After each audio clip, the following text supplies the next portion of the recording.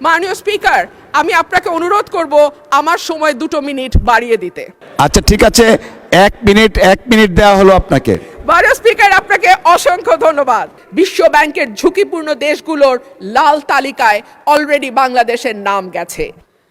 মাননীয় স্পিকার, রাষ্ট্রপতি ভাষণের 5 নম্বর প্যারায় বলা হয়েছে, বিবিএস এর চূড়ান্ত হিসাব অনুযায়ী জিডিপি প্রবৃদ্ধির হার 3.49%। প্রবৃদ্ধি হচ্ছে, উৎপাদন বাড়ছে, কিন্তু সেই অনুপাতে কর্মসংস্থান সৃষ্টি হচ্ছে না, বরং উৎপাদন ও সেবা খাতগুলোকে অর্থনীতির মূল চালিকা শক্তি হিসেবে ধরা হয়। সেই 2 খাতেই কর্মসংস্থান চলছে। একে চাকরিবিহীন প্রবৃদ্ধি বলে, যা দীর্ঘমেয়াদে অর্থনীতির স্থিতিশীলতা, অন্তর্ভুক্তিমূলক প্রবৃদ্ধির জন্য একটি বড় ঝুঁকি।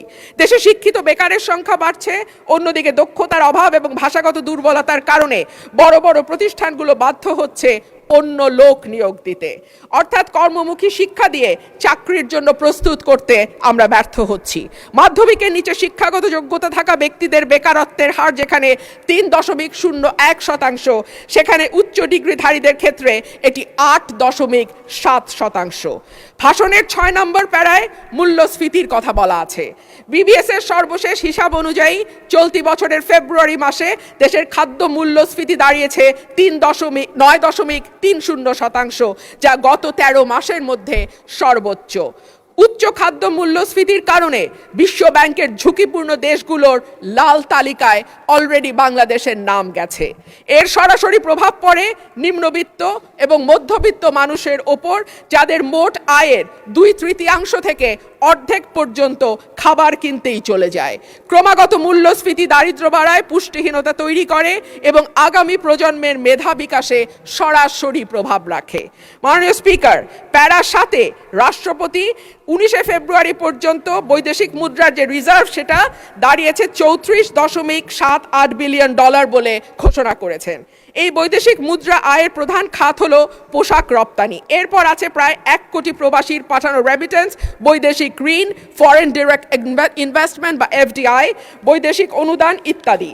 একক শিল্প হিসেবে তৈরি পোশাক খাতের উপর অতিরিক্ত নির্ভরতা, বৈদেশিক ঋণ বেড়ে $113.51 বিলিয়ন হওয়া, FDI এর ক্রমাবনমন ইত্যাদিকে মোকাবেলা করতে হলে রফতানি পণ্যের বহুমুখীকরণ, বিনিয়োগ বান্ধব পরিবেশ তৈরি, বিদেশে দক্ষ শ্রমশক্তি প্রেরণের কোনো বিকল্প নাই। সম্প্রতি সিপিডির সম্মানীয় ফেলো প্রফেসর মোস্তাফিজুর রহমান বলেন, ভবিষ্যতে ঋণ পরিশোধের চাপ আরও বাড়বে, তাই এখন থেকেই আয় বাড়ানোর দিকে নজর দিতে হবে। রপ্তানি ও প্রবাসী আয়ের প্রবাহ শক্ত না হলে এই চাপ সামাল দেয়া সত্যিই কঠিন। পাশাপাশি হুন্ডি ও অর্থ পাচার বন্ধে কঠোর ব্যবস্থা নেওয়ার কথা বলা হয়েছে। গত 15 বছরে দেশ থেকে যে বিপুল পরিমাণ টাকা পাচার হয়েছে, যার পরিমাণ কেন্দ্রীয় ব্যাংকের হিসাব মতে $23,400 কোটি, সেটি ফেরত আনা না গেলে কিংবা ব্যাংক খাতে থাকা 6 লক্ষ কোটি টাকার খেলাপি ঋণের পরিমাণ কমিয়ে আনা না গেলে অর্থনীতির পুনরুদ্ধারের কোনো পরিকল্পনাই কাজে আসবে না। পাচারকৃত টাকার 75% যায় ওভার অ্যান্ড আন্ডার ইনভয়েসিং এর মাধ্যমে।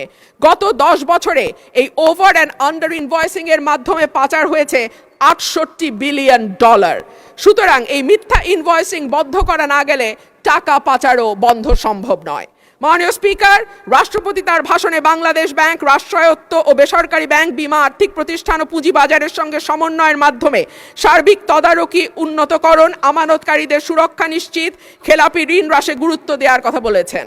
যে কোনো দেশে কেন্দ্রীয় ব্যাংক হলো আর্থিক প্রতিষ্ঠানের নিয়ন্ত্রক সংস্থা।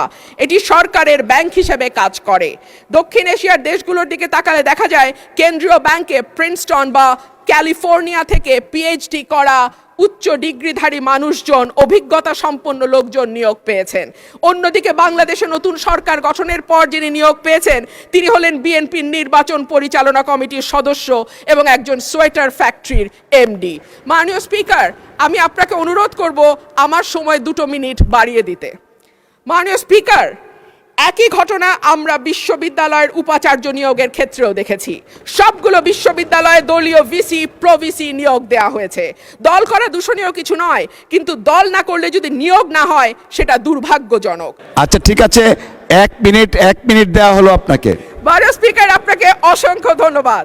মাননীয় স্পিকার, রাষ্ট্রপতির ভাষণে উঠে এসেছে অলিগার্কিক কাঠামো ভেঙে জনগণের অংশগ্রহণ নিশ্চিত করা, বিনিয়োগ নির্ভর অর্থনীতি তৈরি করা। আশা করব আগামীতে সালমানের জায়গায় সাইফুর এসে বসবে না। আশা করব বিনিয়োগ বান্ধব পরিবেশ তখনই হবে যখন আমরা আমলাতান্ত্রিক জটিলতা কমিয়ে বিদ্যুৎ গ্যাসের নিরবচ্ছিন্ন সরবরাহ নিশ্চিত করতে পারবো, ঘুষ দুর্নীতি কমিয়ে একটা ওয়ান স্টপ সার্ভিসের ব্যবস্থা করতে পারবো।